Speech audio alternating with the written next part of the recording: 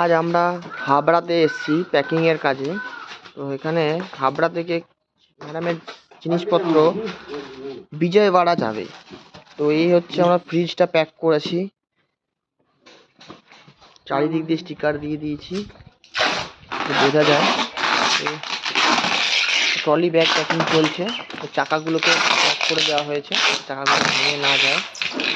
কাজ চলছে আমাদের। কিছু ব্যাগপত্র বাকি আছে, আর একটা খাট আছে।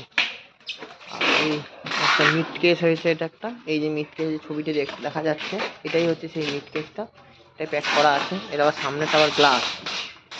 এই হচ্ছে ওয়াশিং মেশিন, ছবি দিয়ে দেওয়া হয়েছে আমাদের।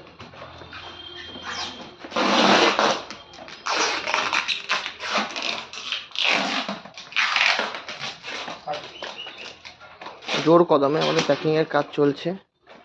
আমরা আর আশা করছি ঘন্টাখানেকের মধ্যে আমরা সব প্যাকিং করে লোডিং করে নিতে পারবো। দেখি কতটা কি করে উঠতে পারি।